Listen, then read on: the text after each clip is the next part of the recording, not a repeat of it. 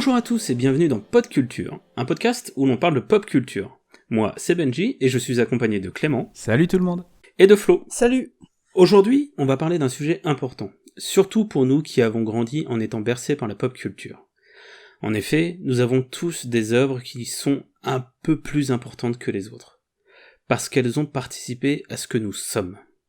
En somme, elles nous ont accompagnés alors qu'on se construisait. Mais je laisse Flo introduire le sujet. Alors effectivement, aujourd'hui, on va parler d'un sujet assez intime, puisqu'on va parler des œuvres qui nous ont construits. On a tous des récits et des personnages qui nous ont enseigné quelque chose ou donné goût à quelque chose. On a grandi auprès de ces œuvres, mais nous on a préféré le terme « se construire ». Après tout, on évolue tout au long de notre vie. On se construit, on se déconstruit.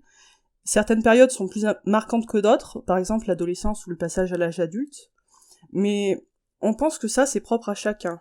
Il suffit qu'une œuvre, à un moment donné, nous parle et nous touche en plein cœur. On s'en aperçoit souvent de manière rétroactive, et ça permet de beaucoup réfléchir sur soi-même. Personnellement, j'ai été frappée par des œuvres et des personnages qui m'ont aidé à m'affirmer, à m'accepter. Voilà de quoi on voudrait vous parler. Mais j'aimerais d'abord donner la parole à Clément. Et merci beaucoup. Parce qu'en effet, aujourd'hui, on a l'intention d'essayer une formule un petit peu différente. Comme on est tous les trois, on est sur un registre un petit peu plus intimiste. Et on va, en fait, chacun d'entre nous aborder un axe de lecture du sujet. Et en fait, il y a des axes un petit peu chronologiques, en fait. Moi, j'ai envie plus de vous parler des œuvres de l'enfance, c'est-à-dire celles qui ont participé à ma construction en tant que petit bonhomme. Puis on passera à des œuvres, on va dire, qui ont un impact pour aider Benjamin à plus comprendre qui il était. Et enfin, en dernière partie, des œuvres qui ont permis à Flo de s'affirmer en tant que personne, ce dont elle parlait un petit peu à l'instant. Et en attendant, je vous propose de rentrer tout de suite dans mon sujet qui est celui des œuvres de l'enfance.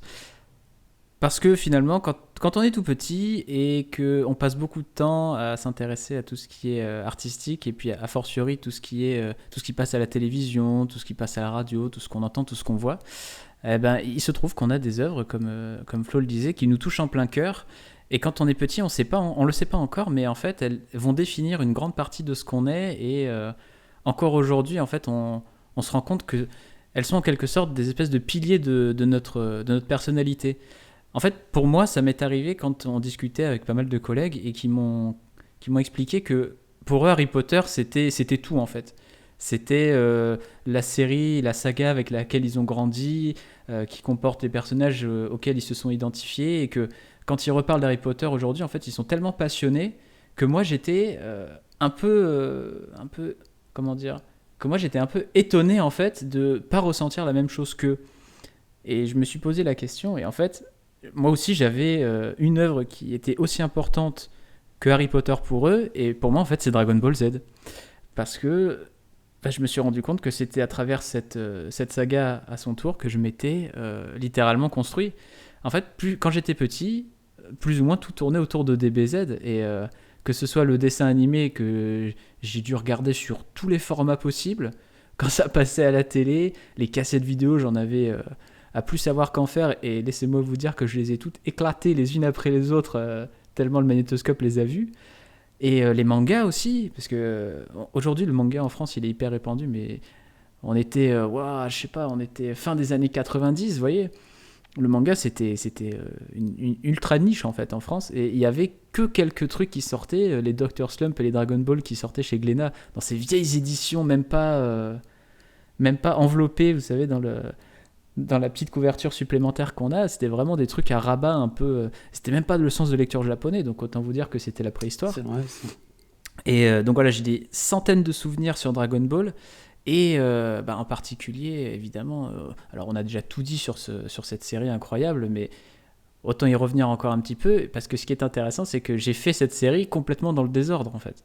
Entre les épisodes qui passaient n'importe quand et les mangas, ma mère, elle m'en achetait un quand on passait à Leclerc, voyez-vous, et puis en fait, il n'y avait jamais les mêmes, donc en fait, j'achetais pas du tout les trucs dans l'ordre, et quand je lisais un volume de Dragon Ball, en fait, je vivais une aventure, mais sans avoir le début ni la fin. Enfin, j'arrivais en cours de route, c'était n'importe quoi, mais il y avait Son Goku, il y avait Vegeta, et puis il y avait des bagarres, et puis c'était incroyable. J'ai un exemple, par exemple, même sur Dragon Ball, en fait, la première partie où Son Goku était tout petit, C'est le volume 7 du manga c'est un des premiers que j'ai eu. Et en fait, c'était le moment où donc Son Goku, Krillin et Bulma partent à la recherche d'une Dragon Ball dans une caverne un peu sous-marine. Et en fait, ils tombent sur une base de vieux pirates, une base abandonnée et tout. Et donc, il y a plein de pièges. Et puis, du coup, ils vivent des aventures de ouf. À un moment, il y a un énorme robot pirate qui les attaque. Enfin, c'était une aventure sans précédent pour moi. Et ça m'a fait halluciner. Alors que je prenais le truc, mais complètement à rebours. Et ça avait. Enfin, ni le début ni la fin, je comprenais rien. Mais c'était trop bien. Et plus ça avançait, plus en fait, je continuais, moi, à grandir et tout. Et en fait, après, j'ai fait connaissance avec tous ces personnages, avec leur histoire et avec ce qu'ils essayaient de défendre, en fait, comme valeur. Et il y a un arc sur lequel j'ai envie de revenir plus particulièrement, c'est celui des cyborgs. Parce qu'en fait, c'est le premier que j'ai lu dans son intégralité, c'est-à-dire l'arc qui commence avec donc, l'ellipse temporelle qui suit l'arrivée de Trunks du futur. Alors, les puristes vont reconnaître, ceux qui connaissent pas Dragon Ball beaucoup moins, mais c'est juste pour essayer de vous situer.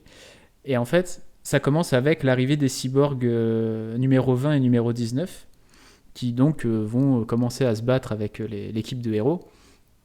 Puis avec l'arrivée des cyborgs 16, 17 et 18 qui vont à leur tour devoir se battre. Puis enfin l'arrivée de Cell, qui va être le méchant principal de cet arc et qui va donc se terminer avec la mort de Cell, la mort de Son Goku. Tout le monde monte au ciel, c'est magnifique. Et puis Sangohan prend son indépendance et devient le héros qu'il était censé être. Mais en fait, il y a plusieurs personnages qui m'intéressaient beaucoup dans ce moment-là. Alors déjà, Vegeta qui revient à ce moment-là et qui se découvre être le Super Saiyan en même temps que... Enfin, bien après Son Goku, du coup. Et ça donnera du grain à moudre à Flo, qui aime beaucoup de personnages, et on va en parler un petit peu après, de la personnalité de Vegeta. Et surtout ensuite, des différents androïdes. Et en fait, c'est marrant parce que je vais faire un parallèle tout à l'heure avec les robots, avec la science-fiction.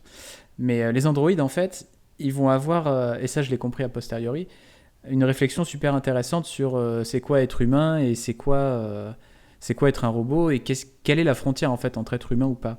Et c'est un sujet qui m'a toujours passionné. Et en fait, aujourd'hui, je comprends peut-être que les fondations de cet intérêt-là venaient un peu aussi de Dragon Ball. Et en gros, on a des androïdes 16 et 18 qui sont issus d'êtres humains. Donc en fait, c'est des êtres humains un peu modifiés, augmentés. Et on a l'androïde numéro 16 qui est lui entièrement synthétique. Et curieusement, ce sont les androïdes 17 et 18 qui vont participer à plein de massacres, à plein de tueries, qui vont vraiment être sans aucune limite et détruire tout ce qu'ils voient. Alors que l'androïde 16, il va être beaucoup plus calme, plus posé, et alors que c'est le plus imposant physiquement des trois. Et finalement, ça va être lui le pacifiste dans l'histoire. Donc ça fait jouer les codes. Et déjà, rien que ça, c'est hyper intéressant. Mais plus largement, Dragon Ball, en fait, ça a aiguisé pas mal de mon goût pour la bagarre, en fait. La bagarre fictionnelle. Et je me suis rendu compte qu'il y avait beaucoup de choses par la suite qui m'ont intéressé. Alors, ne serait-ce que le manga shonen, parce qu'il tourne beaucoup autour de la baston. Mais les jeux vidéo de combat aussi, ça m'a toujours passionné. Et en fait, le combat est devenu un peu aussi une façon pour moi de me construire, parce que j'ai compris quels sont les enjeux à chaque fois dans un combat. C'est-à-dire c'est une opposition de point de vue, une opposition d'intérêt, et même dans la vie, en fait, même si on se bat pas avec nos poings, on se bat toujours avec des armes, que ce soit le langage, que ce soit les gestes, que ce soit voilà, ce genre de choses. Et donc tout ça m'a aidé à comprendre un petit peu mon rapport au monde, en fait. C'est curieux quand on se dit que à l'époque, Ségolène Royal en première ligne soutenait que ces mangas c'était idiot et que ça ne servait qu'à abrutir la jeunesse. Mais passons. Oui, vas-y. Excuse-moi, c'est vachement intéressant parce que du coup, tu parles de se battre contre tout en termes philosophiques, et ça me fait beaucoup penser à un épisode de Bref qui justement, on en parlera peut-être un peu après, mais qui parle de dépression et justement il se rend compte très vite que il se bat inlassablement pour les choses de la vie, avoir un boulot, avoir une copine, etc., etc. Et en fait il se rend compte que finalement pour peut-être aller mieux, c'est contre soi-même qu'il faut se battre. Ouais, et puis il me semble même que cet épisode il est bruité avec des bruitages de Street Fighter, non ? Oui, tout à fait. Il est même animé. Ça devient un petit dessin animé. Il est même animé comme un combat dans Street Fighter, et qui est un des jeux de combat auxquels je faisais référence, et qui, aujourd'hui encore, cette série m'accompagne beaucoup. Et ouais. Et donc ça, c'est vraiment au sens large. Et en fait, plus largement, enfin, au sens plus étroit plutôt. Et plus largement, en fait, ça a donné du terreau à mon imaginaire. Et quand j'étais gamin, en fait, toutes les peluches que j'avais, toutes les figurines que j'avais, tous les Action Man que j'avais, eh ben, ils faisaient des tournois comme dans Dragon Ball, en fait. Et ils se bagarraient, et genre, j'inventais tous des arcs scénaristiques qui n'avaient plus ou moins aucun sens, mais qui partaient tous, genre, d'un tournoi comme le tournoi du championnat du monde des arts martiaux qu'il y avait dans Dragon Ball. Et donc, en fait, ça me servait de point de départ à tout un tas de trucs, et j'ai sculpté en grande partie mon imaginaire à partir de ça. Et c'est dire donc l'impact qu'a eu Dragon Ball sur ma vie, et en fait, avec le recul, et ça rejoint un petit peu ce qu'on se disait dans le tout premier épisode de cette émission, où en fait il y a des œuvres auxquelles on revient régulièrement, et à chaque fois qu'on y revient, on découvre de nouvelles choses.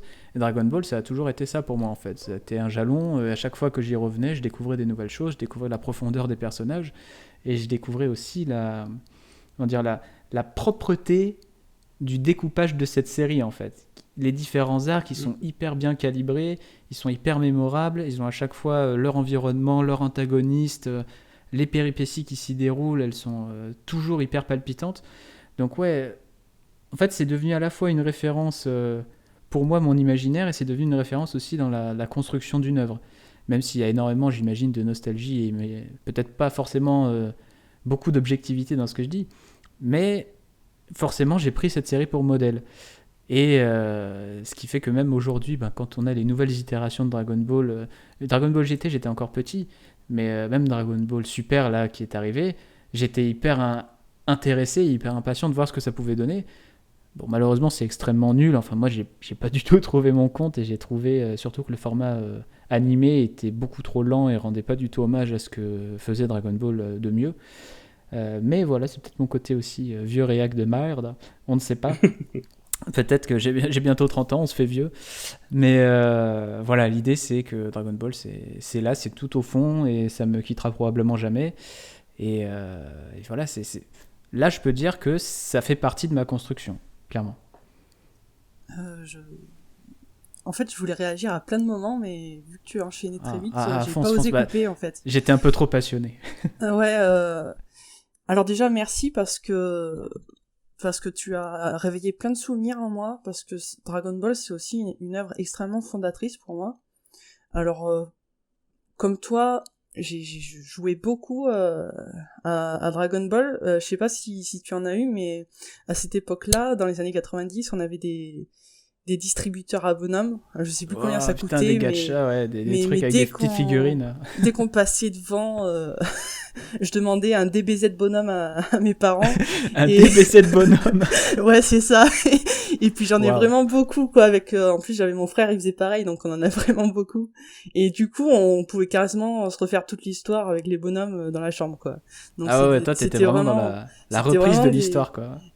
Après, on en inventait pas mal, mais c'était vraiment chouette. Ouais. Et puis, ça a aussi été fondateur parce que je suis quelqu'un qui dessine. Et clairement, Akira Toriyama, c'est le premier dessinateur que j'ai imité. C'est vraiment les premiers personnages que j'ai reproduits, et ça m'a donné le goût de faire des dessins, de faire des bandes dessinées quand j'étais jeune. Alors moi, j'étais pas devant la télé, je faisais des bandes dessinées, et puis même avec le recul, je constate aussi que DBZ m'a énormément apporté.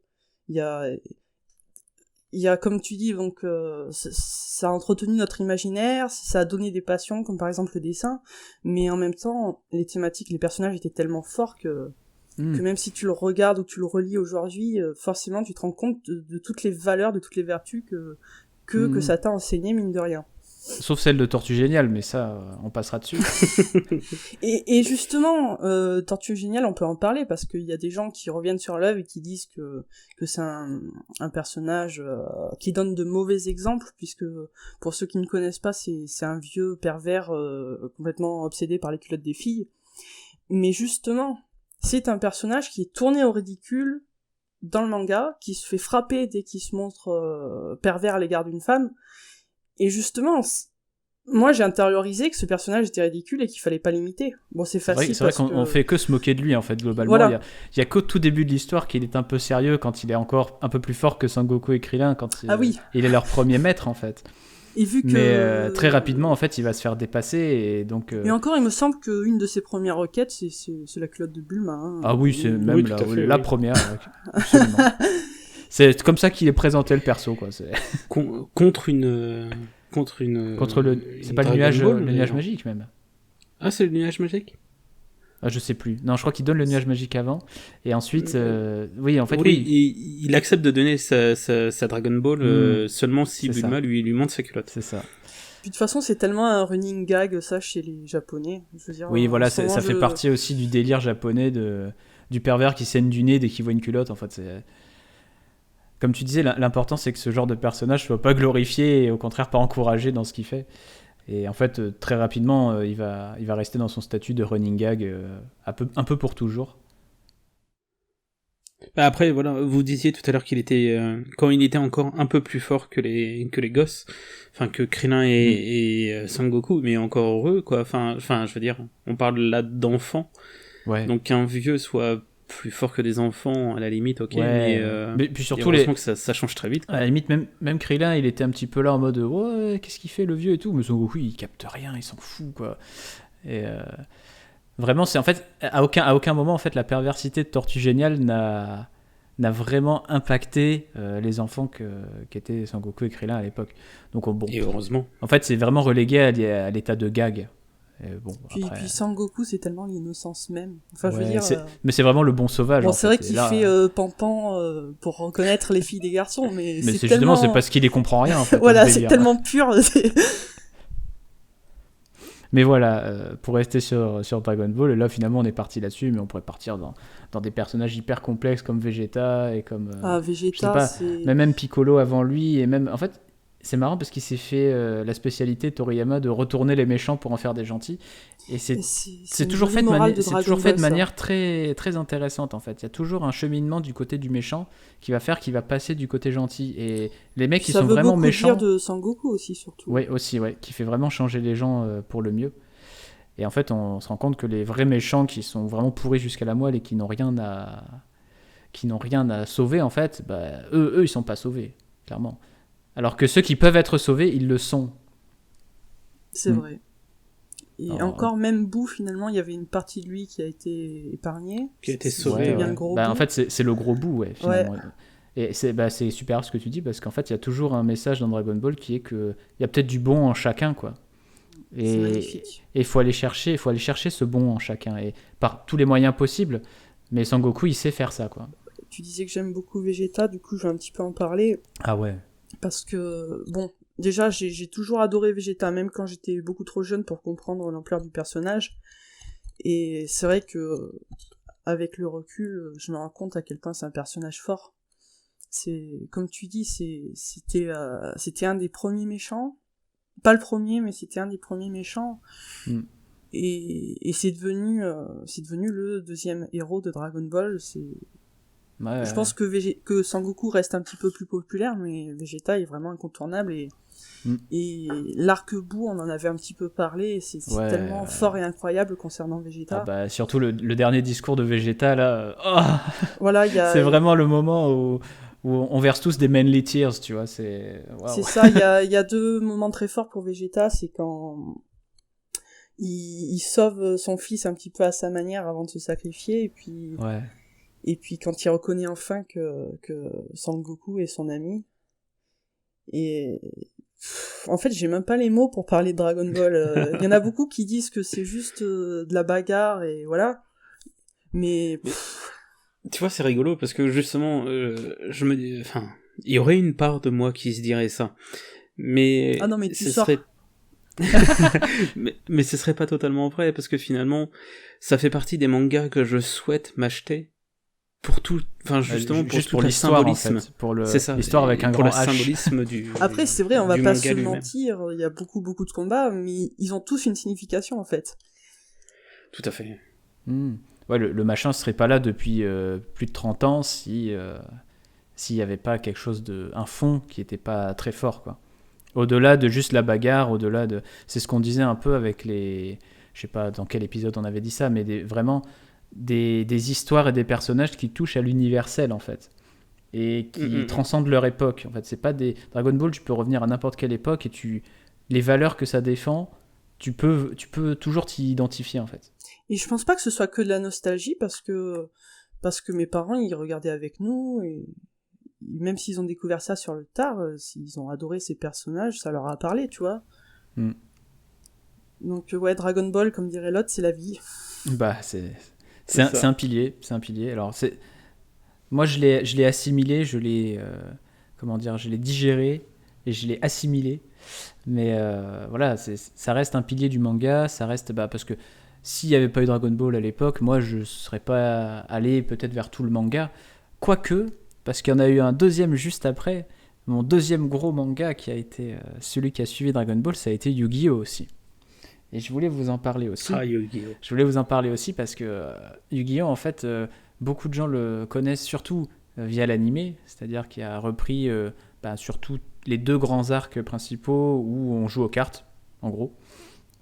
Mais Yu-Gi-Oh! En fait, c'était beaucoup plus que ça, et pour cette fois, j'aimerais un petit peu aller du côté sombre de Yu-Gi-Oh!, ce que les gens connaissent un peu moins, qui en fait sont le début et la fin du manga, donc le tout premier arc et le dernier qui se passe en Égypte.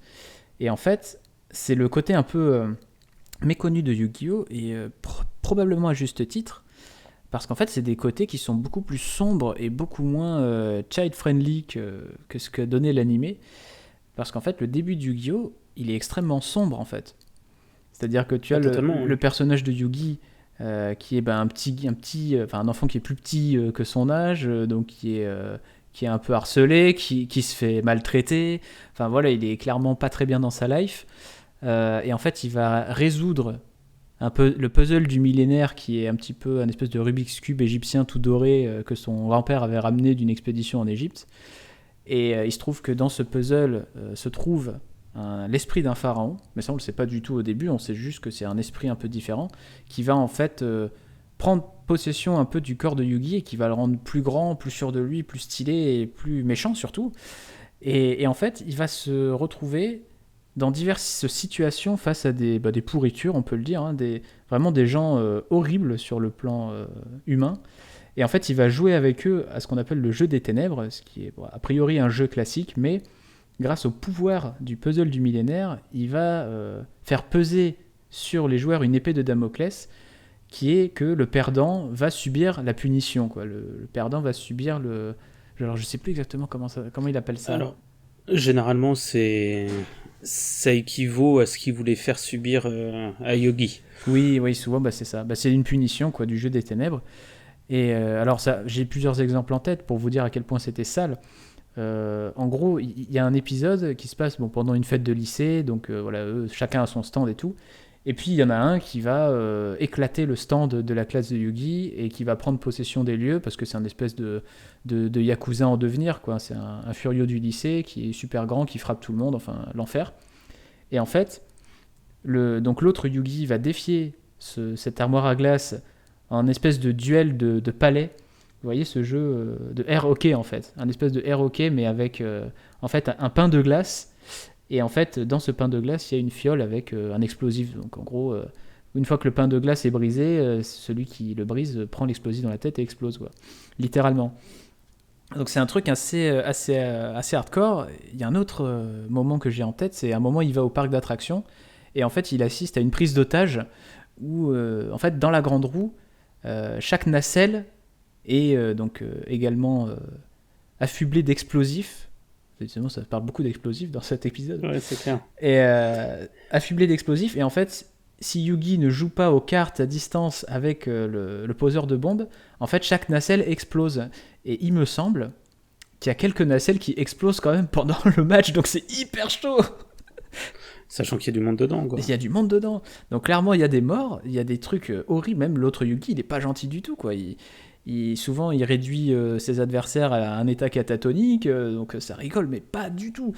Dernier exemple pour la route, ça me permet d'introduire aussi le personnage de Joey Wheeler dans l'animé, Katsuya Jonouchi dans le manga, où en fait, lui, vraiment, au début, c'est une épave, quoi. C'est vraiment un gamin complètement perdu, son père, il est alcoolique, il le frappe, enfin, c'est l'enfer, et vraiment, il est livré à lui-même dans la rue, il se bat dans la rue, et on a un épisode où tu as donc Jonoichi Katsuya qui se retrouve à faire un combat avec un tatoueur qui a mis un scorpion venimeux dans sa chaussure. Oui. Un combat où ils ont chacun un couteau dans la bouche. C'est-à-dire que c'est à main nue et chacun a un couteau dans la bouche. Donc le premier qui arrive à taper le couteau, en fait, le couteau va leur percer la nuque, quoi. C'est du délire. Et quand tu vois ça, tu te dis, mais heureusement qu'en fait, ils n'ont pas fait ça en dessin animé. Ça aurait traumatisé toute une génération. Néanmoins, C'est clair. il se trouve que moi, j'avais les mangas et que j'ai été confronté à ça dès le départ. Et je me suis dit, waouh, mais c'est tellement fou, c'est tellement stylé. Parce que quand t'es gamin, c'est juste stylé, tu vois, tu te rends pas compte de tout ça. D'avoir un peu de violence de cette façon, C'est oui. ça. Et tu dis, waouh, c'est trop stylé et tout. Et puis en fait, je me suis rendu compte à ce moment-là que en fait, les dessins animés, c'était pour les gamins et ça servait à vendre des cartes. Et bon, j'ai aussi beaucoup acheté de cartes. Comme nous tous. Parce qu'en fait, Yu-Gi-Oh, ça a aussi créé en moi cette passion du jeu de cartes. J'ai cartes à jouer, à collectionner. Après, j'ai énormément joué à Yu-Gi-Oh! J'ai énormément joué aux jeux de cartes Pokémon. J'ai énormément joué aux jeux de cartes Magic. Et même... J'en profite pour faire un petit coucou à Thomas. Hein. Ah bah oui, Thomas qui est l'homme de Yu-Gi-Oh! Qui apparaît carrément dans une vidéo de Doc Seven, tellement il est fan de Yu-Gi-Oh! Donc c'était pendant un tournoi, c'était rigolo. Et oui, toujours. Et même aujourd'hui, je joue encore à un jeu qui s'appelle Keyforge et qui est un jeu de cartes à jouer, quoi. Donc ça a vraiment éveillé un truc chez moi. Et pour en terminer rapidement sur Yu-Gi-Oh, en fait, on a aussi un dernier arc qui se passe en Égypte, et où là, en fait, le but, c'était d'aller voir le passé, justement, de l'âme du pharaon qui est en Yu-Gi, et essayer de comprendre d'où il vient et qu'est-ce qui se passe. Et cet arc, il est incroyable sur le plan narratif, où vraiment, tu as un flashback qui est réellement intéressant, où tu découvres les origines du jeu de cartes, en fait, qui infuse toute la série. Quand tu te rends compte qu'en fait, à l'époque fantasmée donc de l'Égypte antique que décrit l'œuvre, tu as en fait des prêtres qui se battaient avec des cas, c'est-à-dire des incarnations d'âmes de monstres qui les invoquaient et qui se battaient avec elles. Enfin, il se passe un truc... Qui sont finalement au jour... pas au jour d'aujourd'hui, dans le présent de l'œuvre, qui sont reprises dans les cartes, en fait. C'est ça, C'est ça. Qui sont les mêmes créatures. C'est ça. Et donc ça, c'est un truc assez fou de voir la boucle qui se boucle. Et surtout en termes d'ambiance, là, on est sur vraiment de l'Égypte antique avec des costumes, avec des environnements désertiques, enfin qui n'ont rien à voir avec ce que montre Yu-Gi-Oh! Et c'est superbe. Donc vraiment, ce dernier arc, il est époustouflant et il est très très peu connu aussi. Je sais même pas s'il a été adapté en animé chez nous. Je crois qu'il a été adapté en film. Il me semble. Possible. Mais voilà, en tout cas, pas du tout au même niveau que les tournois de cartes qu'on avait dans les animés Yu-Gi-Oh! Chez nous à l'époque où on les voyait à la télé, quoi. Tout à fait. Et ça me permet de rebondir avec le premier sujet auquel tu parlais. Et finalement, on a ce côté de nouveau avec Sangoku et Vegeta qui, là, est Yugi et Seto. Ouais, Yugi et Kaiba, évidemment, une rivalité hors norme. Et millénaire. Qui plus est. Exactement. C'est magnifique ce que tu dis, parfait.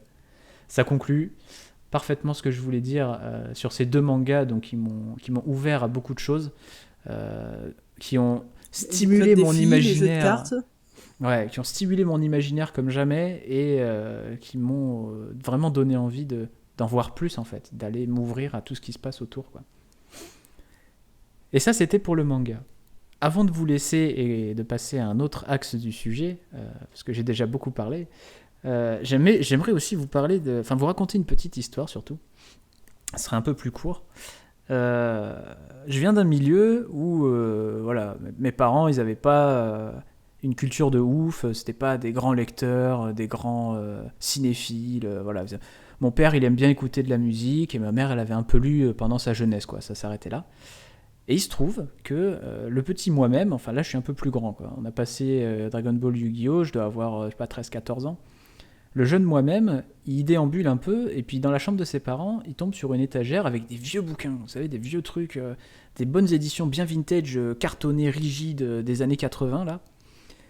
J'ai eu peur de voir où tu allais aller. Non, rassure-toi, c'est vraiment tout mignon. Et en fait, il y a deux bouquins qui sont Destination Cerveau d'Isaac Asimov et La Nuit des Temps de René Barjavel. Alors les amateurs de science-fiction vont bondir de leur siège et dire « Wow, mais ce sont des trésors !» Et effectivement, il se trouve que pour moi, ça l'a été. Parce que de ces gros bouquins dont je ne savais rien en fait, si ce n'est que, ma foi, il y a des mots dedans, ça a l'air cool, lisons-le.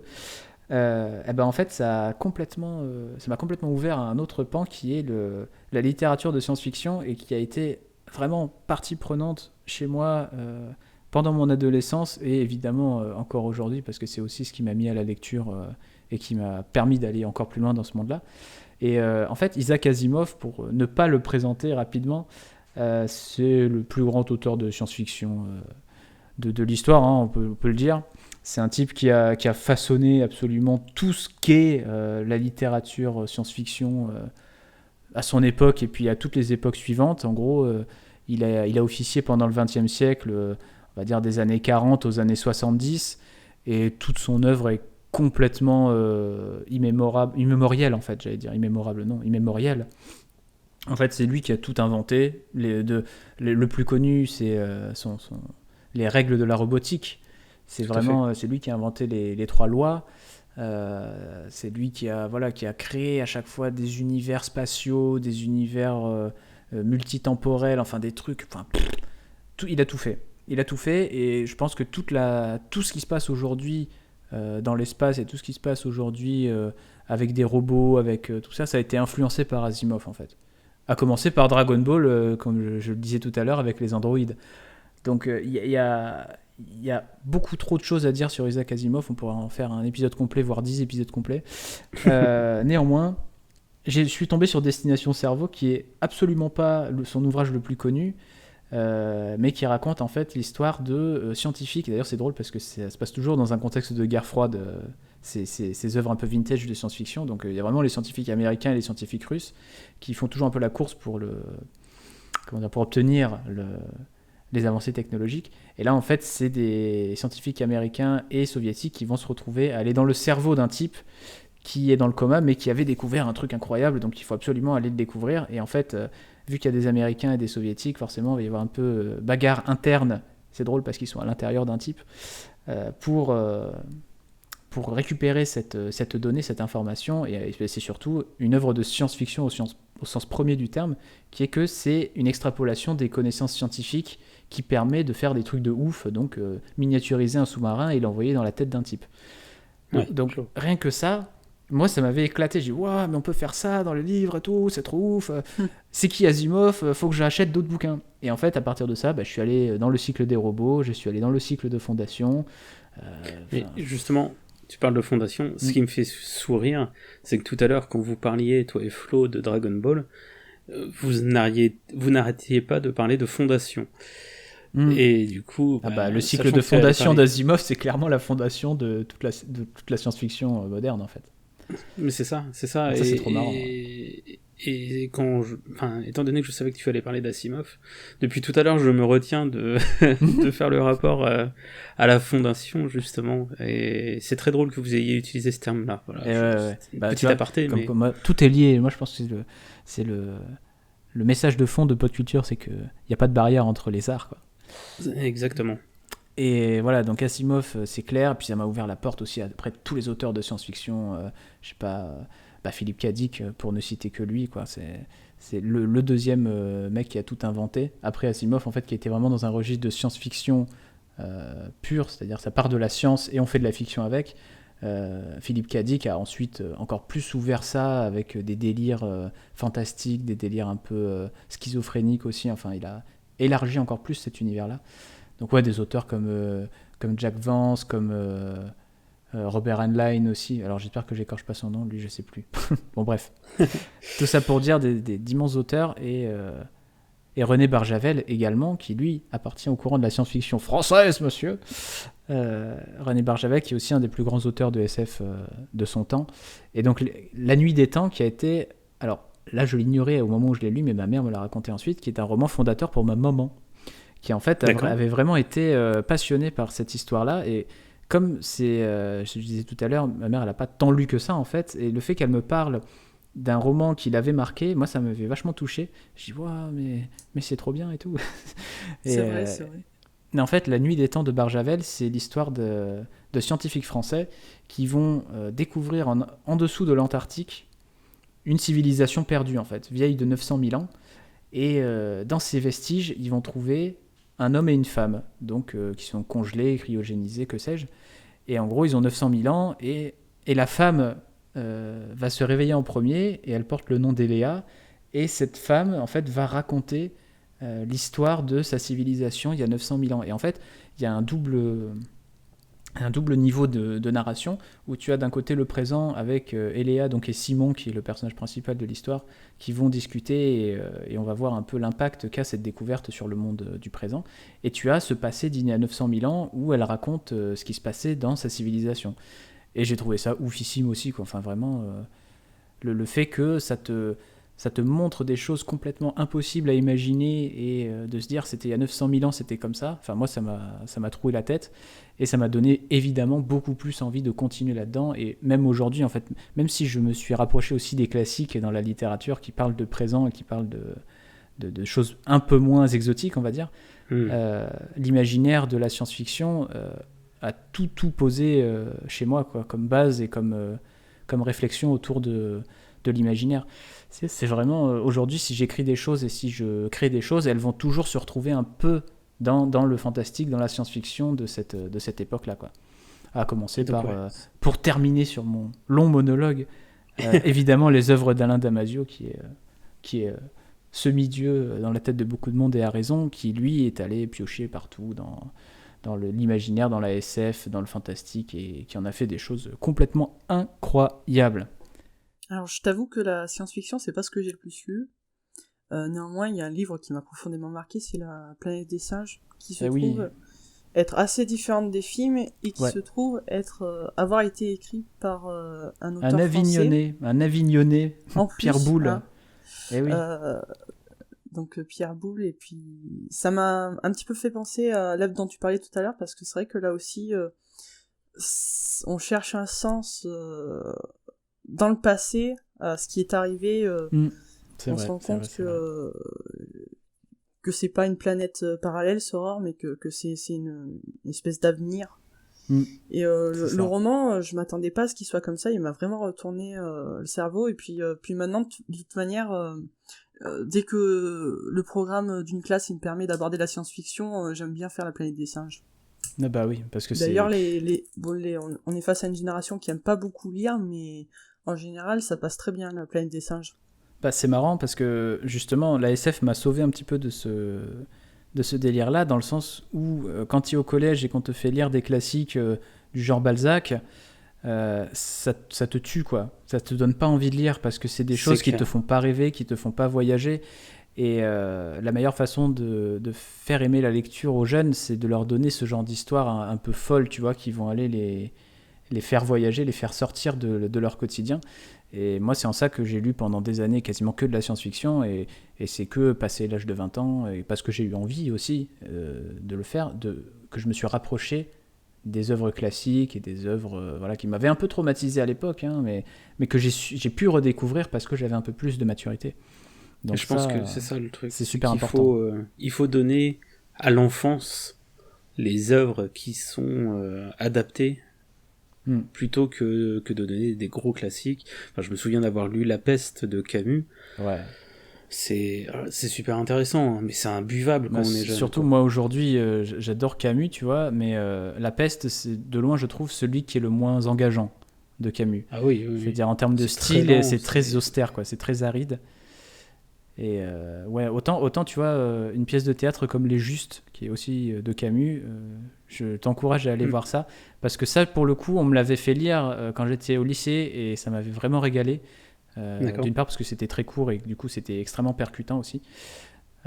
Mais c'est difficile de faire lire des classiques aux plus jeunes, parce que quoi qu'on en dise, on n'a pas la maturité à l'époque pour comprendre l'ampleur de ce qu'on te montre. Donc, et le style d'écriture qui peut s'avérer peut-être un peu au-dessus. Fort rebutant, oui. Mais voilà, et donc justement, c'est là où c'est super beau, parce que tout ce que tu nous dis là fait vraiment écho à ce dont tu voulais parler, c'est-à-dire les œuvres de l'enfance, quoi. Qu'est-ce qui est important en tant qu'enfant à découvrir. Enfin, important. En fait, c'est surtout pour toi en tout cas. Ce face à quoi tu es mis pendant ton enfance va définir plein de choses, en fait. Soit tu te construis par opposition à certaines choses que tu n'aimes pas, soit tu te construis en miroir à des choses que tu aimes. Et en fait, l'important, c'est de prendre du recul par rapport à ça et de digérer un peu tout ce qu'on te montre. Mais quand tu vas t'identifier à quelque chose quand t'es gamin, c'est souvent parce que ça correspond à ce que tu es au fond de toi, parce qu'on n'a pas trop encore toutes ces considérations sociales ou qui vont nous influencer, machin. C'est quand t'es mis face à un truc qui va t'éclater, c'est parce que c'est toi en fait. C'est un reflet de toi. Ça te parle à toi. Et c'est pour ça que les œuvres de l'enfant sont quelque chose d'extrêmement important et surtout d'extrêmement lourd de sens en fait.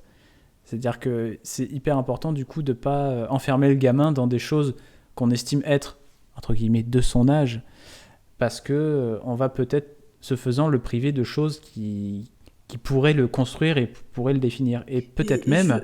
Ah oui, vas-y. Après, je ferai ma transition. Je pense que les enfants d'aujourd'hui, ils vont aussi avoir ça, du coup. Mais j'ai peur qu'ils aient moins accès à ce genre d'œuvre. Parce que nous, on est quand même des enfants des années 90. Je veux dire, quand on avait un jeu, un dessin animé ou un film entre les mains, et ben... on n'avait pas Internet, on n'avait pas beaucoup de cassettes, etc. à disposition, du coup, on regardait, on lisait beaucoup les œuvres et on s'en imprégnait énormément. On passait beaucoup de temps avec les œuvres qu'on avait parce qu'il y en avait moins, en fait, beaucoup moins. Et vu qu'on passait plus de temps dessus, alors bien sûr, celles qu'on regardait en boucle, c'est parce qu'on les aimait beaucoup, mais... Tout à fait. Mais c'est aussi parce qu'on n'avait pas trop de choix. Et du coup, je pense que les enfants d'aujourd'hui vont peut-être moins avoir ces repères-là aussi ancrés, aussi profondément ancrés. Enfin, c'est une interrogation que je pose en tout cas. Mais c'est vrai que c'est une question intéressante. Parce que voilà, nous, on est déjà paumés dans cette génération qui n'est plus la nôtre. Mais on est déjà des vieux cons là, ça se voit. On a en commun un certain nombre de choses. Et surtout, ce qu'on n'a pas en commun avec la génération actuelle, c'est la variété de contenu et la vitesse à laquelle ça arrive et la vitesse à laquelle on les consomme. Et ça, puis, c'est sûr. J'y ai pensé aussi tout à l'heure quand tu disais, je connais pas du tout Yu-Gi-Oh, mais quand tu disais, c'est vachement violent, tout ça. Mais maintenant, on voit tellement pire et puis dès qu'on veut, en fait, il y aura pas le même rapport, il y aura plus jamais le même rapport à l'art, en fait. Ouais. Et du coup, c'est un petit peu dommage de se dire qu'on pourrait passer à côté de ça, parce que finalement, les œuvres avec lesquelles tu passes beaucoup de temps, c'est aussi des œuvres qui t'apprennent dans une certaine mesure à te comprendre. Et c'est tout le sens de la deuxième partie de l'émission qu'on va attaquer maintenant avec l'ami Benji. Et oui, parce que moi, plus j'y réfléchis et plus je me rends compte qu'il y a des choses qui résonnent en moi très très rapidement, et notamment sur l'enfance. Et quand il est temps de passer à l'âge adulte. Quand je dis adulte, c'est ce côté où on doit laisser l'enfant que l'on a été, et dont tu décrivais, Clément, de côté pour pouvoir avancer avec ce bagage culturel que l'on a eu. Alors est-ce qu'on pourrait appeler ça comme étant un espèce de syndrome de Peter Pan ? Sans doute, mais il y a une chose qui est sûre, pour moi en tout cas, c'est que Disney, et surtout Pixar, c'est parler à ce quelque chose qui est en moi, qui est encore ce petit gamin que j'ai été, et qui m'aide encore aujourd'hui à grandir et à me construire. Je repense notamment à Toy Story 3. Toy Story 3, j'avais 17 ans lorsqu'il est sorti au cinéma, et il faut savoir que cette licence, elle est très très chère à mon cœur. Quand j'étais petit, j'arrêtais pas de regarder les aventures de Woody et Buzz, aussi bien le premier que le deuxième ont énormément tourné dans le magnétoscope, et j'étais fasciné par ce que je voyais, aussi bien grâce aux films d'animation et aux images de synthèse qu'étaient les films, que par l'histoire en elle-même. Qui d'entre nous n'a jamais rêvé de voir ses jouets prendre vie dès qu'on avait le dos tourné. Et quand ils prenaient pas vie, c'était nous qui jouions avec et qui leur donnaient des rôles en fait. Vie. Tout à fait. C'est ça. Et mais voilà, moi je sais que ça a été mon cas. Quoi qu'il en soit, quand j'ai appris la sortie du 3e opus de Toy Story, l'adolescent que j'étais, presque adulte, aux yeux de la loi, on s'entend bien. Là, je me suis quand même pris un gros coup de vieux en me disant que Toy Story 3 a 10 ans. Même un peu plus que ça maintenant, ouais. Et, et donc j'y suis allé, je suis allé à la séance de cinéma accompagné d'amis, et j'avoue que je pense avoir versé les plus grosses larmes de ma vie devant une œuvre de fiction. Et ça a été un rejet de ma part, hein. Je refusais tout bonnement que Candy dise au revoir à ses jouets. Je refusais que Woody se résigne enfin à lâcher prise et à vivre en tant que jouet qui puisse aller d'un enfant à un autre, bien que ce soit le message de quasiment tous les films finalement. Mais j'ai été bouleversé. Je comprends totalement parce que, pour tout avouer, j'ai pas grandi avec Toy Story 1 et 2, je les ai vraiment vus sur le tard, et malgré tout, cette scène finale de Toy Story 3, elle m'a beaucoup ému parce que c'est un message universel, même si tu es pas fan de la trilogie, si tu es un petit peu sensible, tu perçois totalement le message de l'adieu à l'enfance, et puis c'est ça qui je pense t'a fait un petit peu le plus mal. Ah mais c'est exactement ça, tu vois, enfin c'est ce moment où tu même encore aujourd'hui, hein, ce moment où où je regarde Toy Story 3, et il suffit que j'entende merci les amis de la part de Andy, et suivi de bonne route partenaire de la part de Woody. Rien que déjà d'en parler là, ça me met les larmes aux yeux, c'est affreux. On est sur un niveau la mort de Mufasa, quoi. Oh ouais, non, mais la mort de Mufasa, moi, me fait rien du tout. On va y venir. Mais et pour continuer sur Pixar, il y a un autre film qui fait énormément écho à ça, c'est Vice Versa. Et la scène de la mort ou de l'oubli de Big Bang. Moi je vois ça un peu comme l'envol de Big Bang, tu vois, l'envol de la jeunesse, l'envol de l'innocence. C'est ça, et la fin, l'oubli de tout ça. Pour remettre dans le contexte, dans le film, Big Bang est un ami imaginaire de l'enfant qui est le personnage principal, qui s'appelle Riley. Du coup, l'histoire se passe dans la tête de Riley avec les sentiments. Ouais, ou les émotions. Ouais, les émotions, merci. Principaux du personnage, c'est-à-dire la joie, la tristesse, la colère, le dégoût et la peur. Et donc, la joie, justement, est l'une des personnalités prépondérantes de Riley. Et quand elle re-rencontre cet ami imaginaire lors du périple qu'elle va suivre lors du film, elle va se rendre compte que il faisait partie de ce genre de souvenir un peu oublié, un peu lointain, mais toujours présent, parce qu'il est important pour nous. Et pour revenir sur la scène en question, Joie et Big Bang se retrouvent coincés dans justement cet endroit qui est les souvenirs oubliés, et le seul moyen de réussir à s'échapper de cet endroit, c'est d'utiliser un véhicule qui s'envole, et Big Bang comprend très rapidement que Joie ne pourra s'en échapper seulement que si il sort du véhicule afin d'alléger le véhicule et que Joie puisse s'envoler totalement. Et donc de laisser toute cette part d'enfance, d'amis imaginaires derrière soi finalement. Et donc très très vite on comprend ce qui va se passer. Big Bang se retrouve totalement coincé dans les souvenirs oubliés, il ne peut plus s'en échapper. Et après un court échange entre lui et Joie, il disparaît, comme nos souvenirs d'enfance. Et vous voyez, c'est ces exemples-là, c'est exactement ça qui, moi, me marque et me parle et me fait mal à l'intérieur de moi. Et en même temps, c'est une bonne douleur, non ? C'est une bonne douleur, mais c'est une douleur où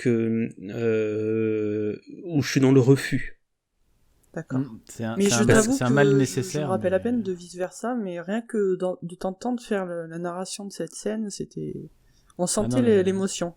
Moi, je me souviens très très bien de cette scène, et surtout, en fait, ce qui est fou, c'est que Big Bang, il est content, en fait. Il est tout le temps content. Il est là, il se dit, allez, c'est bien. Il va sauver Riley pour moi. On a fait un bout de chemin ensemble, c'était trop bien, et puis voilà, moi j'ai fait mon temps, toi, c'est toi le futur.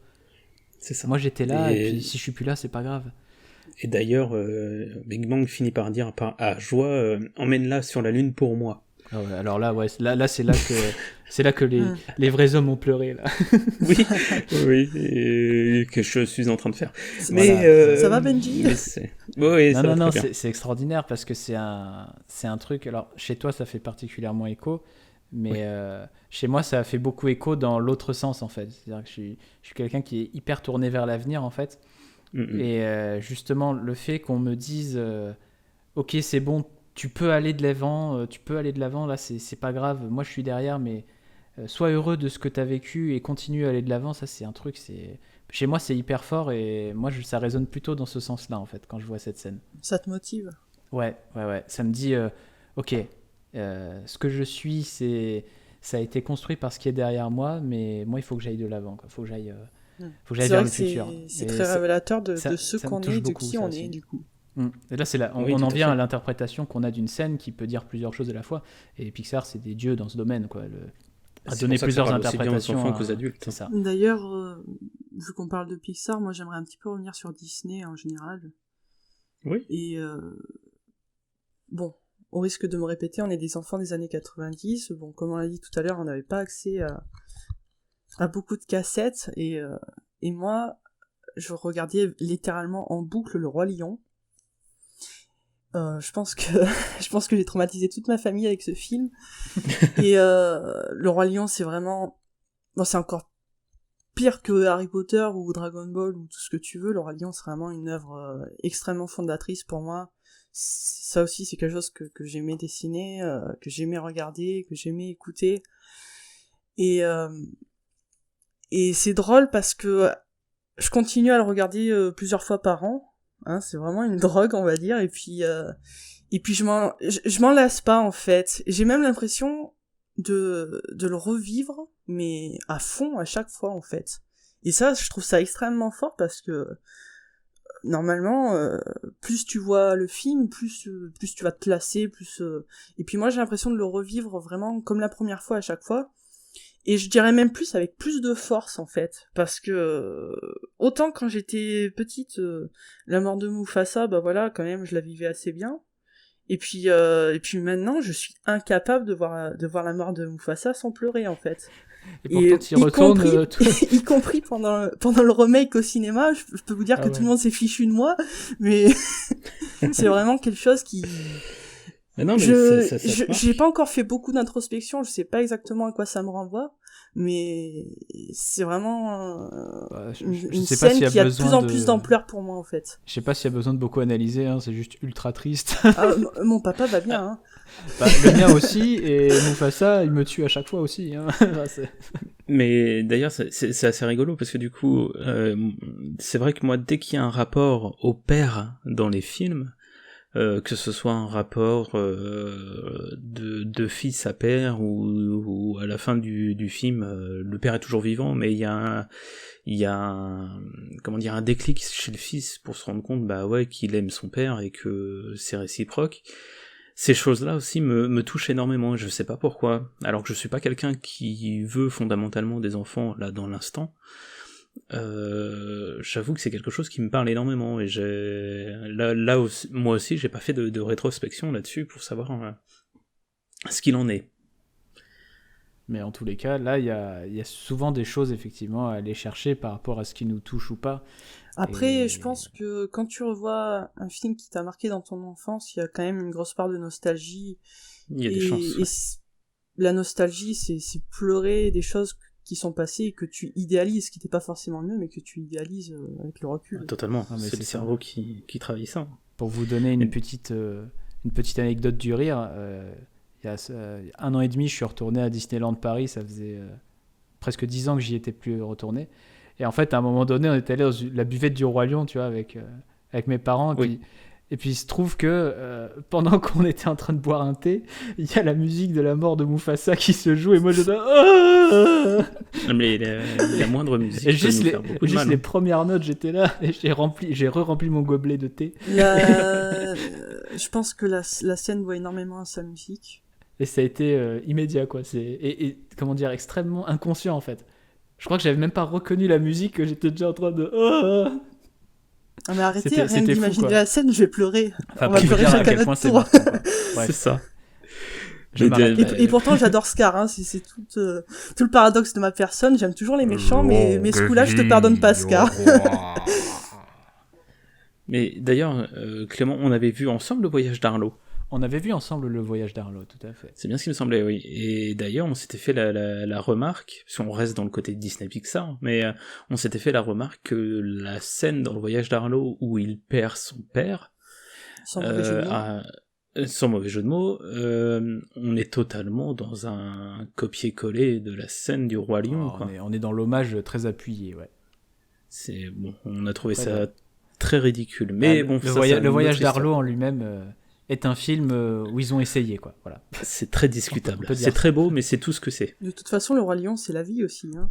Je veux dire, ça a inspiré beaucoup d'œuvres. Et en même temps, j'ai appris que quand j'étais au lycée ou quelque chose comme ça, que c'était fortement inspiré d'Hamlet de Shakespeare. Et puis, totalement. Ceci explique et cela. Du Roi Léo. Ouais. Surtout du Roi Léo. Le grand débat sur le Roi Léo. C'est ça. Bref, pour revenir sur ce que je disais et sur ce qui faisait résonance en moi, c'est je pense cette envie de garder cette innocence d'enfance que l'on a tous encore plus ou moins, de continuer à vouloir que la vie soit simple, sans prise de tête, à ne pas vouloir de tous les problèmes d'adultes, que ce soit des problèmes de travail, les problèmes sociaux, pécuniaires, etc. Simplement rester dans notre petite bulle de confort. Et c'est en travaillant sur ce podcast que je me suis rendu compte de tout ça. Que je me suis rendu compte de ce problème que j'ai face à l'adulte que je suis aujourd'hui, et pourquoi ça me touche autant, je pense. Il m'est maintenant clair, moi, qu'en voyant ces œuvres, j'évolue encore un peu plus, à chaque fois. Ça me permet de faire une petite rétrospection, de voir ce que j'ai à changer encore, ce que j'ai à faire pour évoluer, ou pour vivre mieux dans ce monde d'adultes. On revient à ce que le titre de notre axe, qui est des œuvres qui nous aident à nous comprendre. Par ailleurs, pour ce côté monde d'adulte effrayant, moi il y a un auteur, comédien, réalisateur, que j'apprécie énormément, et qui parle beaucoup de ce syndrome de Peter Pan, ou en tout cas il en parle implicitement, et parmi d'ailleurs d'autres sujets qui eux aussi me touchent, comme la peur de l'engagement, qui je pense se découle énormément de ce syndrome, et qui va par ailleurs flirter avec la peur de l'amour, de l'abandon, de l'être aimé, et des choses qui ont eu un énorme écho en moi, avec des BD comme Il était une fois une fille que j'ai rencontrée 2 fois, ou encore L'âge de pierre. Pour certains qui auront reconnu, je parle bien évidemment de Davy Mourier,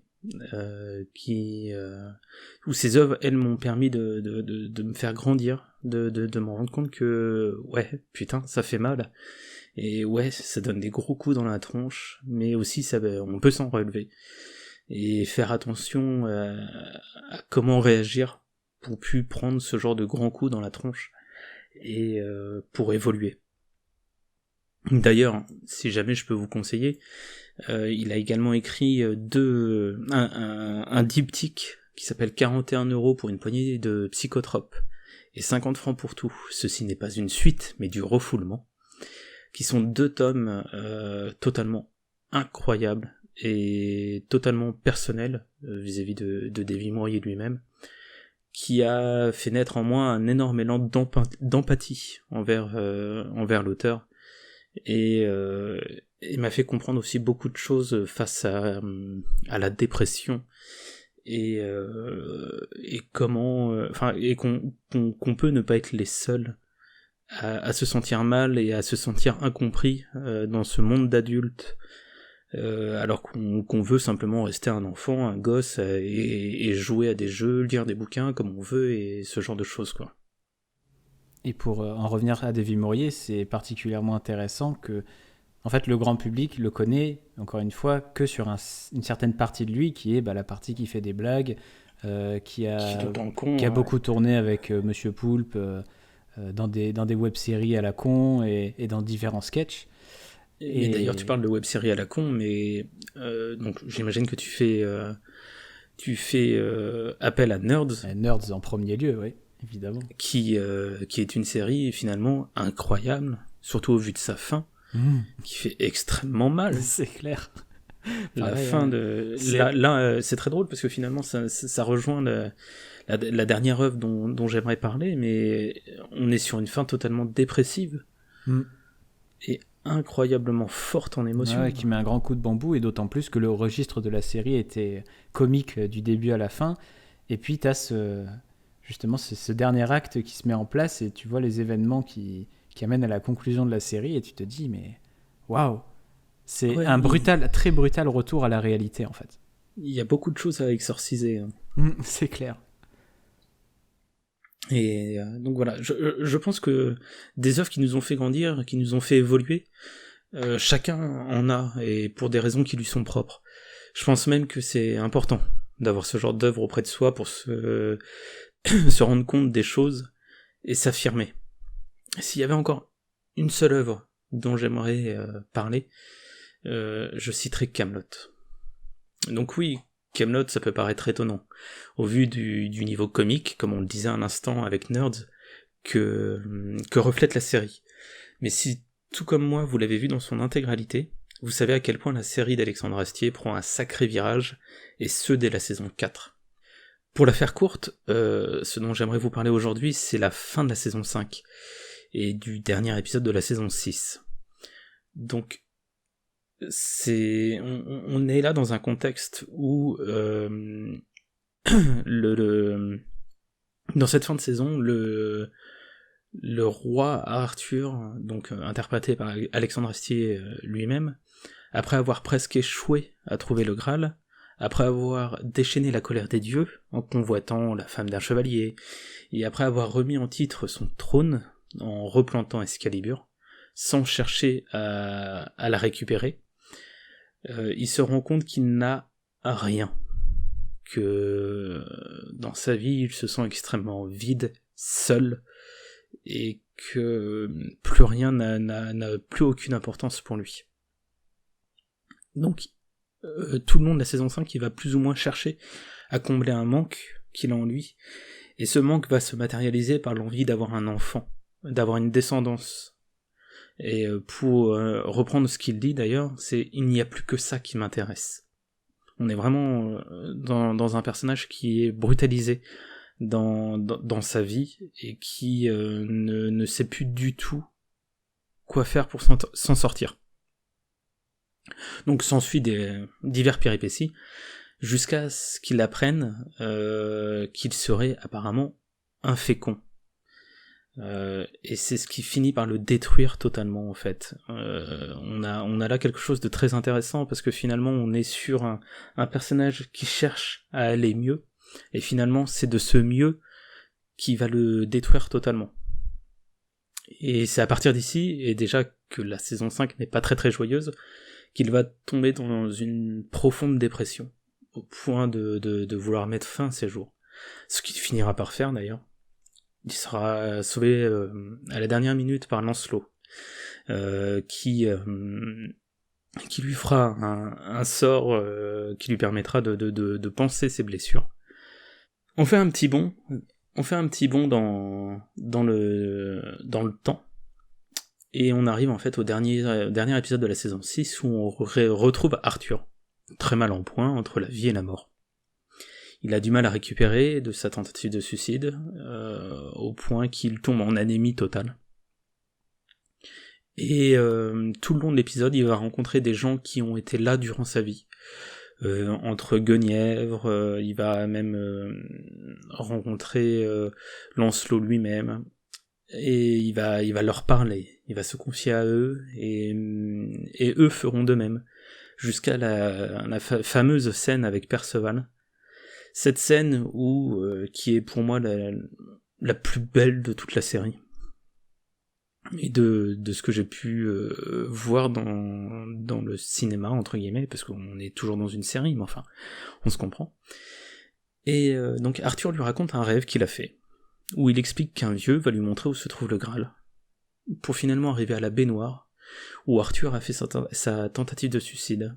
Ici, le vieux lui expliquera que la baignoire, c'est le Graal, Et le roi lui fout une torgnole, rétorquant qu'il faut qu'il arrête qu'il se foute de lui, et le vieux lui rétorque pour citer totalement la phrase, qu'est-ce que c'est que quelqu'un qui souffre et qui fait couler son sang par terre pour que tout le monde soit coupable? Tous les suicidés sont le Christ, toutes les baignoires sont le Graal. Et vous savez qu'on s'est toujours demandé s'il n'y avait pas une inscription gravée au fond du Graal? Eh bien oui, il y en a une. Vous m'avez bien cassé les couilles. Bon, on est d'accord que tout ça est fort, incroyable, et surtout lourd de sens. Et je me disais même que je m'identifiais beaucoup à ça. Si je vous parle de ça, c'est, comme vous pouvez l'imaginer, que j'ai vécu de mon côté une grosse dépression, qui m'a amené à faire des choses que je regrette maintenant. Et après réflexion, tout ça est très égoïste. Non pas pour le geste en lui-même, car je peux comprendre que la souffrance est tellement grande qu'on ne voit pas d'autre solution. Mais pourquoi rendre tout le monde coupable? Non. Après tout, ce que j'ai pu vivre et m'infliger à moi-même, ce que j'ai à en retenir, c'est la suite de l'épisode, et non ce passage-là. À la suite de l'épisode, un personnage du nom de Vennec, qui est un personnage récurrent de Kaamelott, vient sauver Arthur. Celui-ci décide enfin de prendre sur lui, et de fuir, pour sauver sa peau. Donc, rien que déjà ce passage, on a ce revirement de situation, ce déclic que peut avoir Arthur face au danger qui le guette. Cependant, il demandera une faveur à Vennec, c'est des bandages. De quoi couvrir ses plaies au poignet, au cas où il croise un enfant, car le roi Arthur n'abandonne pas. C'est un héros qui ne baisse pas les bras. Comme je vous le disais, lorsque j'étais en pleine dépression, je trouvais ça ridicule de réagir de cette façon. Maintenant que je suis sorti de tout ça, je trouve ce message au contraire magnifique, et plein d'espoir. Une chose que je n'arrivais pas à voir tant que j'étais embrumé moi-même. Mais une chose est sûre, de l'espoir il y en a. On peut survivre aux souffrances de la vie. On peut aller de l'avant, et surtout on peut réussir à guérir et panser ses blessures, qu'elles soient physiques ou mentales. Moi, j'ai appris grâce à ces œuvres. Elles m'ont forgé, elles m'ont permis de devenir un adulte, qui malgré tout garde une petite part d'enfance, parce que comme vous l'avez compris, c'est ultra important pour moi, qui fait confiance à la femme avec qui il partage sa vie, et qu'elle n'est pas là pour lui faire du mal, et surtout, j'ai appris qu'il ne faut pas avoir honte de ce qu'on en a vécu. Que malgré les difficultés de la vie, on finit par se relever, mettre des bandages, et aller de l'avant. Alors oui, c'est un message qui peut s'avérer être ultra bateau, je l'entends parfaitement. Mais il faut bien vivre des choses pour se rendre compte qu'à quel point on a pu évoluer et changer pour devenir la personne qu'on devient aujourd'hui, quoi. Et ouais, et c'est particulièrement important de parler de ça, et surtout du fait que on peut trouver dans certaines œuvres des réponses ou alors des échos aux questions qu'on se pose ou aux situations qu'on a vécues. Parce que souvent, et particulièrement dans le type de maladie que tu décris, en fait, ce qui fait le plus mal, c'est l'isolement. Et on arrive souvent aux situations de dépression parce qu'on s'isole, on se retranche de plus en plus dans une solitude qui est nocive, parce que c'est vraiment des barrières qu'on érige autour de soi, malgré soi. Et en fait, le fait de voir ce genre de situation représentée permet d'une part peut-être d'un peu mieux comprendre les mécanismes de tout ça, et peut-être, et ça c'est un vœu pieux que je fais, de sensibiliser le plus de monde possible à qu'est-ce qui se passe quand on a une personne dans son entourage qui subit cette maladie, en fait, qui passe par une période de dépression, et être capable de voir les signes et de se rendre compte de ce qui se passe, ça peut faire changer beaucoup de choses, en fait. Et le fait qu'il y ait des œuvres qui permettent de voir ça, c'est hyper important. Et je pense particulièrement à une scène, puisqu'on est dans la thématique, du film Royal Tenenbaum, donc de Wes Anderson, du grand Wes Anderson, qui comporte une scène de tentative de suicide qui est hyper marquante. Et en fait, le personnage, il arrive, il entre dans la pièce et puis il commence à se raser, vraiment de manière extrêmement anodine, on va dire. Mais déjà, il y a la musique qui commence à nous dire que le personnage, il va vraiment pas bien. Et en fait, il y a un moment où donc, il termine de se raser comme ça, il est rasé de frais et tout, puis il se regarde dans le miroir, il dit I'm gonna kill myself tomorrow. C'est vraiment demain je me tue. Sauf qu'en fait, au moment où il dit ça, il s'est déjà ouvert les veines. Et en fait, le sang arrive dans le lavabo très peu de temps après qu'il ait dit cette phrase. Et je pense que c'est le plus important dans cette scène, c'est de montrer que, en fait, on n'a plus aucun contrôle. C'est-à-dire, celui qui est dans cette situation-là, il va tenir des propos, il va dire des choses, mais la réalité, c'est qu'il n'y a plus de contrôle de rien. Et ce genre de séquence, moi, elle m'a vraiment ouvert les yeux sur ce que c'était la dépression, sur un truc qui était extrêmement sérieux et qu'il fallait y aller. Il fallait intérioriser ces signes et comprendre ce qui se passe. Et, Totalement. Qu'on y ait été ou pas, ce genre d'œuvre qui dépeint ce genre de sujet très sensible et très difficile, elles sont importantes parce que d'une part, elles permettent à ceux qui passent par là de se comprendre et elles permettent à ceux qui sont extérieurs à tout ça et qui ne comprennent pas forcément ça, à le voir et à l'observer, quoi. Et en ça, je trouve que c'est extrêmement important et ce que tu as fait là, Benji, c'est extrêmement important. Donc, merci de t'être ouvert à nous parce qu'il y a un vrai truc. Il y a un vrai truc à saisir là-dedans. Surtout merci à vous et surtout merci à toi Clément d'avoir été là au bon moment, disons, et de ne pas avoir fermé les portes alors que j'arrêtais pas de te les fermer au nez. Carrément. Parce que parfois il faut savoir enfoncer les portes. C'est aussi ça le problème, c'est que il faut pas avoir peur, justement comme tu le dis, d'enfoncer les portes des gens qui nous les ferment. Parce que justement cette maladie fait que on en vient à claquer la porte au nez des gens qui sont là pour nous.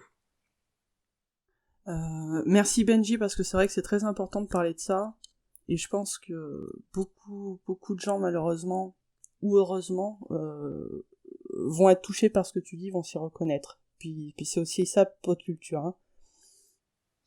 Et oui, c'est vouloir sensibiliser aussi bien à l'art qu'aux choses qui nous ont touchés grâce à l'art, justement. Ouais. Et puis l'art, c'est la vie, et puis la vie, c'est pas toujours non plus les papillons et les paillettes, donc il faut en être conscient aussi, et puis en faire quelque chose d'important, quoi. C'est ce qu'on essaye de faire. Et d'ailleurs, restons dans les sujets un petit peu importants et la sensibilisation, sans forcément verser dans le donneur de leçons, le mélodramatique et la bien-pensance, disons. Mais on a un troisième acte dans cette émission qu'on va aborder maintenant avec Flo, qui va être celui des œuvres à travers lesquelles on s'affirme. Et je pense que c'est un sujet particulièrement important et particulièrement d'actualité qu'on va traiter avec Flo maintenant. Alors moi je vais parler de quelque chose que j'ai pas l'habitude d'aborder en public, donc c'est vraiment une exclusivité pop culture. C'est mon parcours, c'est mon cheminement en tant que personne bi, en tant que personne qui entretient un look très androgyne. Et vous vous doutez que ce cheminement-là, que ce soit la recherche, l'acceptation des autres, l'acceptation de soi-même, tout ça, ça prend des années.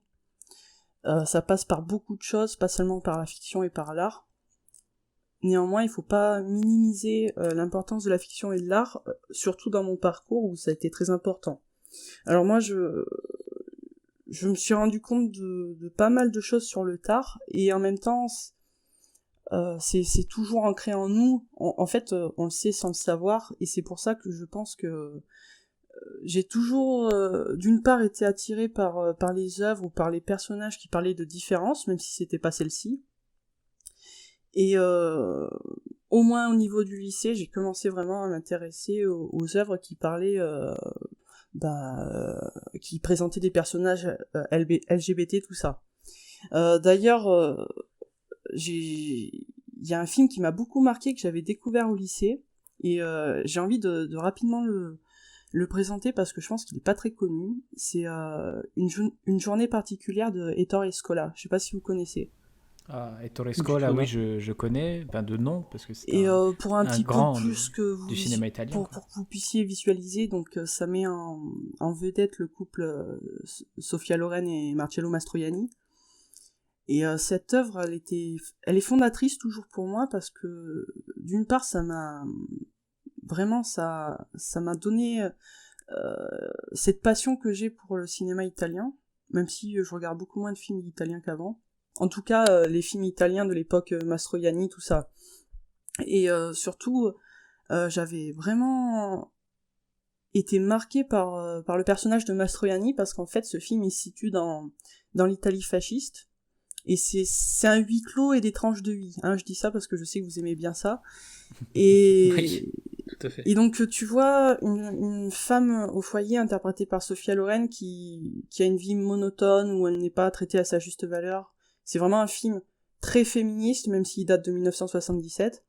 Et elle va rencontrer ce voisin elle comprend pas pourquoi il est tellement isolé, pourquoi il prend pas part aux activités qui sont toutes faites à la gloire de Mussolini, mais bon. Et puis tous les deux ils vont tisser un lien d'amitié, et elle va tomber amoureuse de lui, et puis lui, je me rappelle plus si c'est dit de manière implicite ou non, mais tu comprends qu'il est homosexuel, et ouais, bien sûr c'est pas une fin très joyeuse, mais je conseille vraiment ce film-là, il est très intimiste et très beau sur le message qu'il porte. Et ça, c'est un film qui m'a rendu encore plus curieuse du sujet, en fait. Parce que je parlais de parcours et de cheminement tout à l'heure, et c'est vrai que ça se fait en étapes. Il y a vraiment des périodes distinctes à mes yeux, donc la première période, c'est quand tu commences à t'intéresser vraiment énormément au sujet, sans pour autant savoir que tu es concerné. Et c'est à ce moment-là que j'ai découvert la série dont je vais parler, et qui est vraiment super importante pour moi, c'est Queer as Folk. Donc là aussi, je suppose que vous connaissez pas. Et non. Bon, c'est vrai que ça a un public très ciblé, hein, Queer as Folk. Donc là aussi, je vais un petit peu vous la présenter. Donc on a une version britannique qui est sortie en 99, et pour l'anecdote, c'était avec Aidan Gillen qui joue Littlefinger dans Game of Thrones. Et c'était une série... les Anglais, ils aiment bien ça, hein, une série assez courte, assez froide, assez percutante. Et du coup, j'ai un petit peu plus d'affection pour la version US qui était sortie un an après, et qui a plus de saisons, et qui permet de davantage explorer les personnages et puis les thématiques. D'ailleurs, petit aparté, apparemment, il y a une rumeur de remake de cette série-là. Et à la fois je me dis ce serait bien parce qu'on pourrait aborder beaucoup plus de choses, parce que tout ce qui concerne la communauté LGBT, ça a beaucoup évolué, notamment la manière de représenter et tout ça.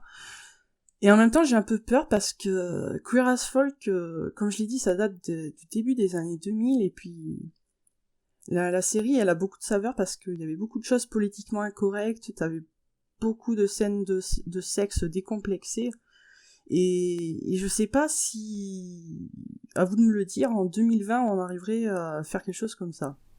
Surtout ou alors que ce serait une démarche vraiment politique et vraiment assumée, quoi. Et franchement, pour ma part, je pense que qu'il y aurait pas de souci à faire ce genre de série. Non pas parce que on est habitué à voir ce genre de scène, si c'est ça qui peut poser problème, mais je pense notamment à un film qui est sorti l'année dernière. On est habitué, oui et non, parce que il y a encore beaucoup de gens qui crient au scandale quand c'est des scènes homosexuelles, hein. Les scènes de sexe homosexuel sont bien plus timides que les scènes de sexe hétéro. Et Queer as Folk, je crois que vous l'avez compris, c'est que des scènes de sexe homosexuel, hein, bien sûr. Oui.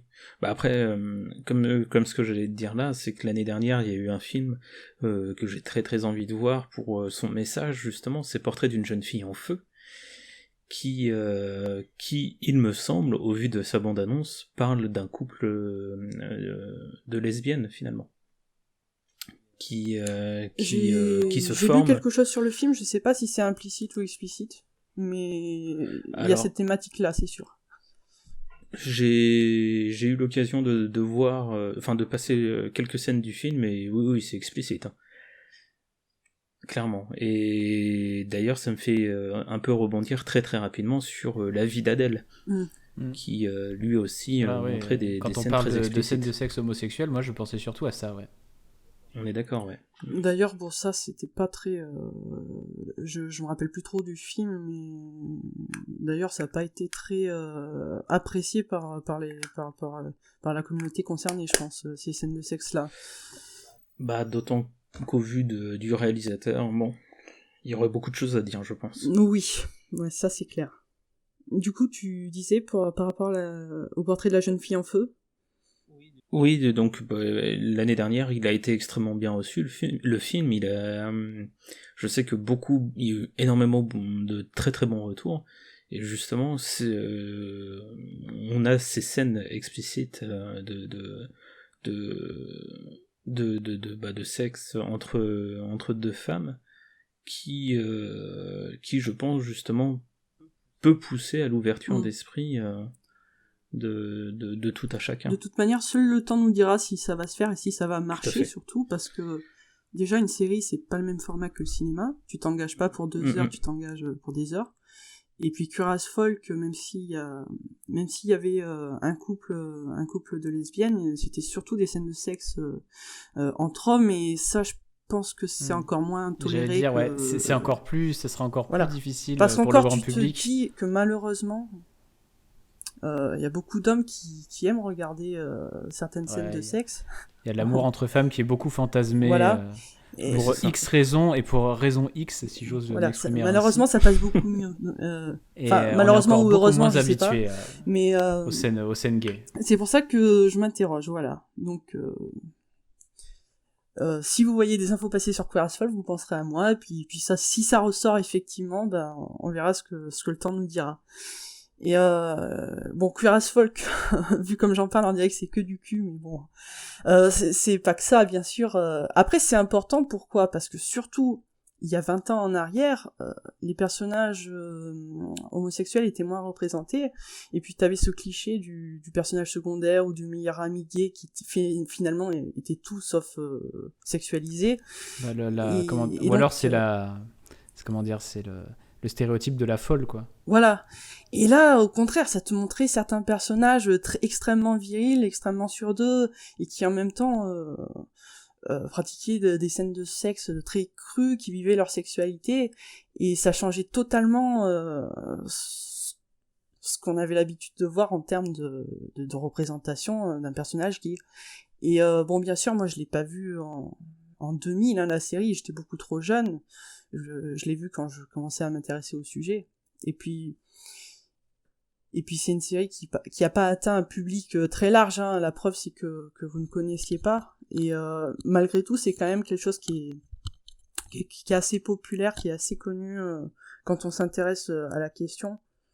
Et je sais pas si la représentation est parfaite pour autant, parce que comme je l'ai dit, ça a déjà 20 ans, bien sûr, je pense qu'avec le recul, on trouvera des choses à y redire, hein. En tout cas, je disais que c'était pas que du cul, parce qu'en fait, tu suivais un groupe d'amis, donc surtout des hommes, tu suivais un groupe d'amis, et donc t'avais le personnage principal, c'est Brian, qui, donc comme je l'ai dit, c'était vraiment en dehors du cliché de ce qu'on pouvait voir du personnage gay auparavant, parce que c'est un homme assez viril, assez sûr de lui. C'est un Don Juan tout simplement, hein. Il fait la collection des conquêtes, et t'avais tout un panel de personnages à côté qui était son groupe d'amis plus ou moins, et c'est ça qui était intéressant, parce que tu voyais que forcément, puisque tout le monde ou presque est gay dans cette série, donc tout le monde est gay ou presque dans cette série, du coup, par conséquent, l'orientation sexuelle n'est pas du tout le trait de caractère important du personnage, et tu vas pouvoir oublier ça et puis t'intéresser à ça et puis voir que n'importe quel homme, n'importe quel personnage peut être concerné en fait. Et donc Queer as Folk, c'est une série qui me suit depuis des années. Donc c'est une des séries C'est la série la plus importante que j'ai vue déjà quand je me questionnais, quand je m'intéressais au sujet, quand j'étais curieuse. Ça m'a apporté des informations. Ensuite, c'est une série que j'ai vue, que j'ai revue quand j'avais ma copine et quand malgré tout j'étais dans le placard, hein, parce que elle est fabuleuse cette expression, être dans le placard, mais elle est aussi tristement vraie en fait. Quand t'as pas fait ton coming out, que t'es dans le placard, ben t'es complètement replié sur toi-même, t'es vraiment, tu suffoques en fait, et tu deviens vraiment paranoïaque. En fait, tu sais pas comment les gens vont réagir, du coup, bah tu te renfermes beaucoup sur toi-même, tu parles plus beaucoup, même à ta famille, même à tes amis proches, et je pense que c'est vraiment cette période-là, c'est un des facteurs qui font que j'ai eu une période un petit peu sombre aussi. Et ce genre de série, Queer as Folk, quand tu le regardes à cette période-là, et ben les personnages deviennent des amis et deviennent de la famille en fait. Et vraiment, quand t'es dans le placard et que tu regardes une série comme ça, c'est comme une fenêtre dans ce placard qui te permet de respirer. Et pour ça, je lui serai éternellement reconnaissante, ça c'est sûr. Et cette série, du coup, on parlait d'œuvres qui nous touchent en plein cœur, et cette série, elle est toujours dans mon cœur et elle y sera toujours. Là, je continue à refaire des... Maintenant que tout le monde sait ou presque qui je suis, que j'ai plus aucun complexe ou problème avec ça, je continue à regarder cette série, et puis je l'aime toujours autant. Et puis ce qui est amusant, c'est que je redécouvre toujours des choses. C'est un petit peu comme toutes les œuvres dont on a parlé jusqu'à présent.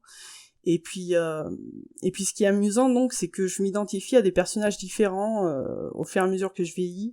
C'est vrai que quand j'étais jeune, quand je découvrais la série, je m'identifiais beaucoup à Brian, donc le gars sûr de lui, qui fait genre qu'il s'en fiche des autres et tout ça. Et puis là, le dernier rewatch que j'ai fait, j'avais beaucoup aimé Ted, qui est vraiment, pour le coup, l'ami soi-disant le plus normal et basique du groupe, mais en fait, c'est le personnage à qui il va arriver le plus de choses tragiques et le plus de choses comiques à la fois. Du coup, c'est toujours un ascenseur émotionnel. Et puis de toute façon, les mots me manquent parce que je suis pas du tout objective, mais pour moi, tous les personnages et toutes les thématiques traitées dans cette série sont juste fous.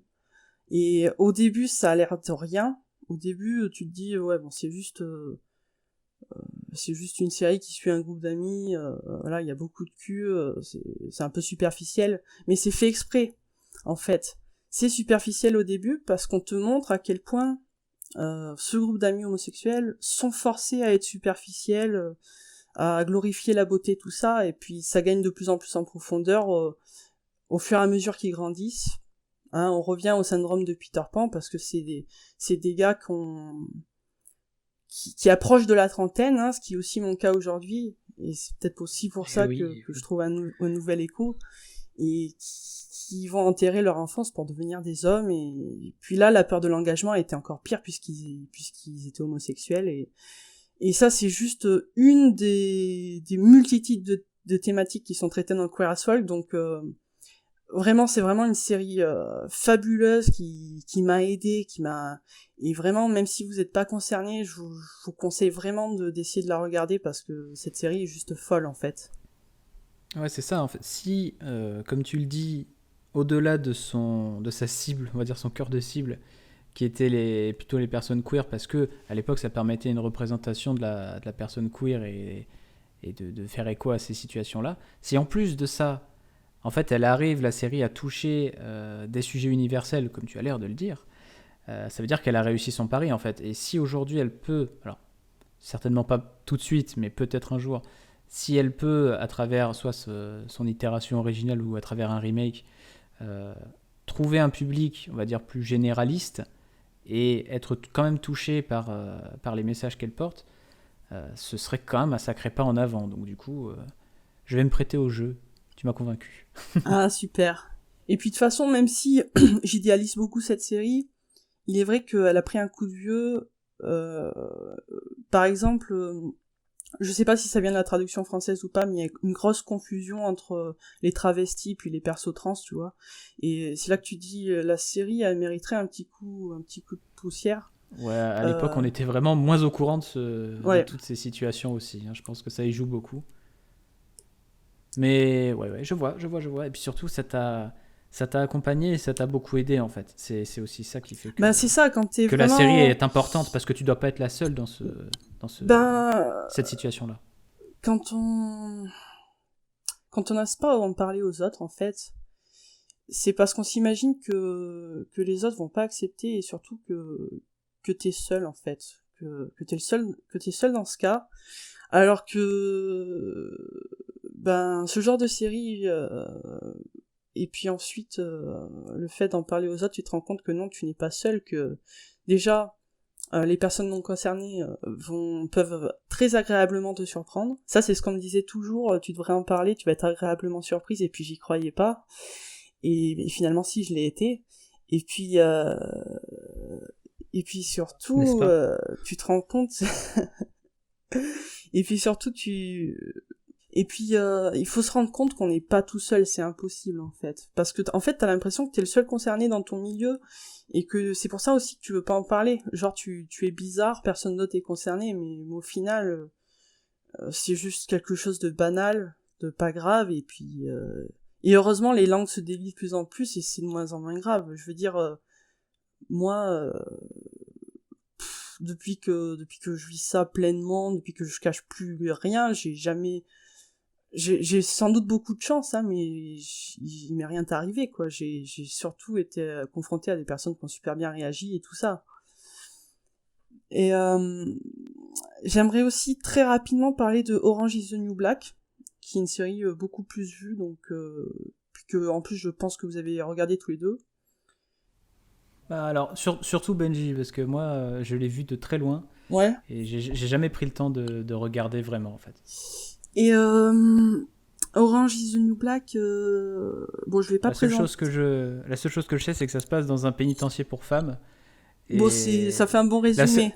La seule vraie œuvre que je connais qui se passe dans un pénitencier pour femmes, c'est la partie 6 de Jojo, donc... Ah. Et effectivement, on peut pas faire un meilleur résumé, ça se passe dans un pénitencier pour femmes, et puis c'est le prétexte pour te montrer tout plein d'actrices différentes, tout plein de personnes, tout plein de femmes différentes. Et moi j'aimerais parler de l'intervention de Ruby Rose dans cette série, en fait. Je sais plus dans quelle saison elle apparaît, mais je crois que c'est dans une émission de Pop Culture que je ne sais, c'est peut-être Mathieu qui avait dit que, je sais plus qui c'était qui avait dit que en fait Ruby Rose elle était venue là juste pour qu'elle apportait pas grand-chose à la saison, en fait, qu'elle était juste venue se montrer, voilà, parce que bon, on va pas se mentir, c'est une actrice très séduisante. Je sais plus si on en avait parlé dans un épisode de ça. Il me semble qu'on en a parlé. En tout cas, ça m'amène, comme vous vous en doutez, à parler de l'intérêt de représenter des minorités dans les séries. Elle apparaît dans la saison 3 et 4, juste pour te resituer. Et moi, je trouve ça super important de représenter des minorités. Alors peut-être que son personnage, il apporte pas grand-chose. D'ailleurs, j'avoue que je me rappelle plus trop de ce qui se passait. Elle devient un peu une love interest. Voilà. Alors bien sûr, du personnage principal. Ça, c'est un autre débat. Il faut que le personnage apporte quelque chose au scénario, parce que sinon, en tout cas, il faut pas que ce soit trop maladroit ou maltraité. Mais pour moi, ça a été hyper important parce que voilà, j'ai aussi vu ces saisons-là, donc à la période où je me cherchais, où je m'étais beaucoup repliée sur moi-même, où vraiment ça a eu des grosses répercussions sur ma santé, autant morale que physique, et je me reconnaissais pas du tout dans les critères, dans les normes de la société, de voilà comment une fille, comment une femme doit apparaître. Et Ruby Rose, quand tu la vois débarquer comme ça, avec un look très androgyne, avec les cheveux courts, et puis qui est quand même super sexy, tu te dis ok, c'est possible, et puis c'est ok, et puis c'est cool, en fait. Concernant Ruby Rose, je vous conseille vraiment, mais genre vraiment, de regarder le clip Break Free. il est beaucoup plus significatif et révélateur que tout ce que je pourrais dire à son sujet. Et puis ça peut être un moteur, un objectif pour beaucoup de gens, et en tout cas ça l'a été pour moi. Et rien que pour ça, même le personnage le moins utile possible, et ben il est super important en fait, parce que je pense que même pour sa représentation en tant qu'actrice finalement. Les gens qui critiquent cette représentation des minorités de plus en plus importante, je les entends, surtout si c'est mal fait. Mais je pense que c'est des gens qui ont jamais souffert, qui se sont jamais sentis seuls, qui se sont jamais sentis sans repère, et puis sans savoir où aller en fait. Et je vois pas où est le mal de mettre ces personnages-là, parce qu'en tout cas moi ça m'a aidé, puis je suis sûr que ça va aider encore beaucoup de monde. C'est ça, en substance, ce que tu nous dis là, c'est que on représente une minorité, même si c'est pas hyper bien fait. Alors après, il y a hyper bien fait et pas hyper bien fait. C'est-à-dire parfois c'est maladroit, mais ça veut bien faire. Parfois, quand c'est très maladroit, c'est même contre-productif. Il y en a, c'est vraiment mal fait, et parfois c'est même un peu malveillant par moment. Mais en tout cas, si c'est fait, mais que c'est un peu maladroit, en fait, ce que tu dis, c'est que c'est déjà important que ça existe. On va pas s'en contenter forcément, et on peut dire ouais, ça aurait pu être un peu mieux fait, machin. Mais le fait que ça existe, c'est déjà important, donc. C'est ça. Le fait d'essayer, c'est déjà important. Si j'ai bien compris. Et puis, de toute façon, si ça se banalise, si les mentalités évoluent, c'est pas pour rien. Je pense que l'audiovisuel a une influence beaucoup plus importante qu'on le prétend sur les gens. Non, tout à fait. Bah la preuve. La preuve avec cet épisode, hein, c'est exactement ce que l'on essaye de véhiculer comme message. On revient encore un peu dessus, puisqu'on en a parlé dans l'épisode 5, donc celui juste avant, mais on parlait de You. Et donc, dans cette série, où il y a la représentation d'une personne trans, si je dis pas de bêtises. Tu parles de la saison 1 ou... La saison 1, oui. Et en aucun cas, on parle de sa transsexualité, finalement. Oui. C'est un personnage comme un autre, qui est présent parce qu'elle sert l'histoire, et c'est tout. Finalement, on sait même pas si le personnage est trans. Tout ce que je savais, et d'ailleurs, je crois que je te l'ai appris, que tu l'avais pas remarqué, c'est que l'actrice était trans, mais ça se trouve... Oui, c'est ça. L'histoire ne dit pas si elle interprète un personnage trans, ça se trouve, elle interprète une femme... Oui, c'est ça. Si. Une femme... L'actrice est trans, mais le personnage ne l'est pas. Ce serait encore plus fort, je trouve. Et je pense... Dans l'idée. Bah, par ailleurs, je pense que c'est ce qui est véhiculé comme message. Parce que elles sont en couple entre deux femmes, et en fait, on va pas chercher plus loin. Elles sont juste en couple. Je sais pas si on parle du même, parce que le personnage auquel je pense, elle sort... c'est celle qui est un petit peu perchée et qui sort avec le copain bibliothécaire, là. Oh, alors, oui, je me suis peut-être emmêlé les pinceaux. Non, mais c'est bien, ça veut dire que c'est encore plus subtil que tu pensais. Voilà, tout à fait. Mais voilà, bon, du coup, tout ça pour dire que c'est fait dans la bienveillance, encore une fois. On n'est pas dans quelque chose qui veut stigmatiser et mine de rien, la minorité. même si, bon, je crois que j'ai assez dit que je suis totalement pour la représentation des minorités dans les arts, mais je préfère quand même quand c'est subtil, quand ça vient pas sur ces grands chevaux, parce que voilà, ça revient à prendre les risques dont on a parlé, de soit maltraiter le sujet, soit d'être contre-productif, soit... Et tout ça pour dire, on attend Tell Me Why de Dontnod avec impatience, c'est ça? De quoi? On attend Tell Me Why, le futur jeu vidéo des studios Dontnod, qui... Superbe transition. Qui en tout cas... Transition. Exactement. Qui veut faire ça proprement, en tout cas, et on leur souhaite... C'est un jeu que j'attends avec beaucoup d'impatience, et je veux pas dire de bêtises, mais je crois que c'est le premier jeu où tu vas avoir un personnage transgenre, mais principal en fait. C'est ça, un personnage principal transgenre, et puis surtout qui n'est pas défini par rapport à oui, ça aussi, sa transgenritude. C'est super important, ouais. C'est-à-dire, c'est vraiment le personnage principal, puis c'est tout. Puis ils vont vivre avec sa sœur une histoire de famille, et puis c'est tout, quoi. Puis là, je digresse un peu, mais en termes de personnage transgenre dans les jeux vidéo, ce qui m'avait époustouflé, c'est un personnage secondaire de Dragon Age Inquisition. En fait, à un moment, t'as un soldat en armure, mais genre super viril, qui vient te voir, et puis il a une voix féminine. Je me suis dit, oh putain, les traducteurs, faites un effort.